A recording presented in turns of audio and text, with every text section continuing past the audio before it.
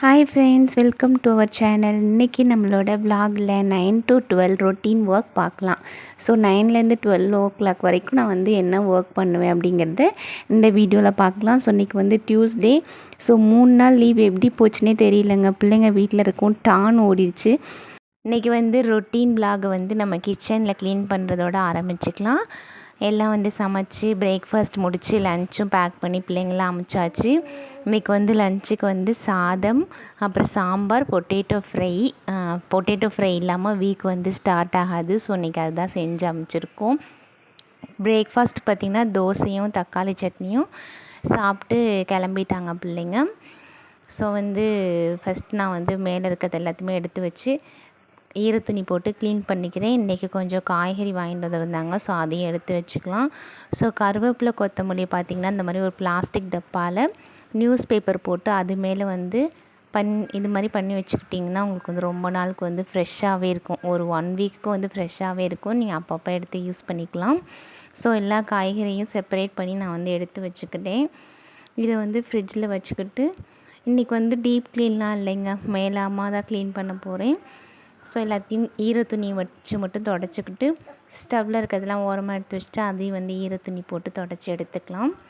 எடுத்துகிட்டு ஒரு வழியாக க்ளீன் பண்ணியாச்சு. ஸோ இன்றைக்கி லன்ச்சுக்கு சாப்பாடு இருக்குது, சாம்பார் இருக்குது, ரசமும் இருக்குது. ஸோ நம்மளுக்கு லன்ச் ஒர்க்கும் இன்றைக்கி இல்லை.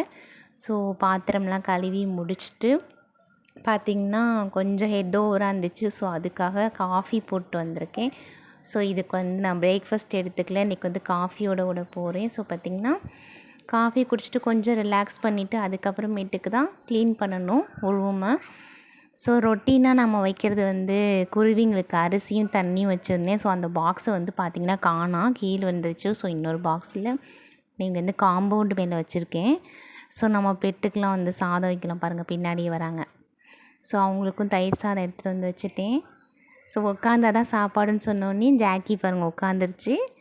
ரெண்டும் ரொம்ப க்யூட்டுங்க, என்ன சொன்னாலும் கேட்கும். ஸோ ஜாக்கிக்கும் ரோசிக்கும் சாப்பாடு வச்சாச்சு. ஸோ ரோசி நம்ம சின்ன பிள்ளையாக இருக்கும்போது ரோசியை வாங்கிட்டு வந்தோம். ஸோ அதோட குட்டி தான் ஜாக்கி. ஸோ இப்போ இவங்க 2 பேர் தான் இருக்காங்க நம்மள்ட்ட. ஸோ லாண்ட்ரிக்கு டெய்லி யூஸ் துணி தான் இருந்துச்சு, அதை போட்டு விட்டுருக்கேன்.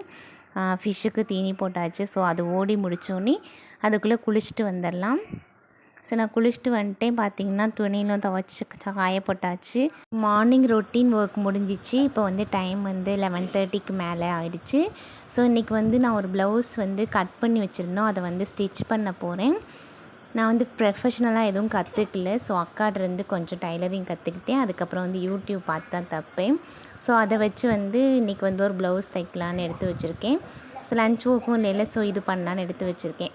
இதோட 9 to 12 vlog முடிச்சுக்கலாம் ஃப்ரெண்ட்ஸ். சேனலை சப்ஸ்கிரைப் பண்ணாதவங்க சப்ஸ்கிரைப் பண்ணிடுங்க. பாய்.